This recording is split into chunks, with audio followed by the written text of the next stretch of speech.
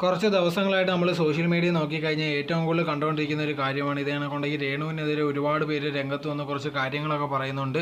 രേണു ഉണ്ടെങ്കിൽ ദുബായി പോയിട്ട് അത് ചെയ്തു, ഇങ്ങനെ ചെയ്തു, അല്ലെങ്കിൽ അങ്ങോട്ട് പോകുമ്പോൾ ഒരുപാട് കാര്യങ്ങൾ കൊണ്ടുപോകാറുണ്ടെന്നുള്ള രീതിയിലൊക്കെ പറഞ്ഞ് ഒരുപാട് ഓഡിയോസൊക്കെ വെളിയിൽ വന്നുകൊണ്ടേയിരുന്നു. ആ സമയത്താണ് ഇപ്പോൾ ലേറ്റസ്റ്റ് ആയിട്ടുണ്ടെങ്കിൽ ചാറ്റ് ഉണ്ടെങ്കിൽ വെളിയിലായിരിക്കുന്നത്. ഇതേ കണക്കുണ്ടെങ്കിൽ രേണുവിൻ്റെ ഒരു സബ്സ്ക്രൈബർ തന്നെ ഇതേ കണക്ക് വിളിച്ചിട്ടുണ്ടെങ്കിൽ എപ്പോൾ മീറ്റ് ചെയ്യാൻ പറ്റും, എങ്ങനെയാണ് മീറ്റ് ചെയ്യാൻ പറ്റുന്നത്, ആരെ കാണണമെന്നുള്ള രീതിയിലൊക്കെ ചോദിക്കുന്നുണ്ടായിരുന്നേ.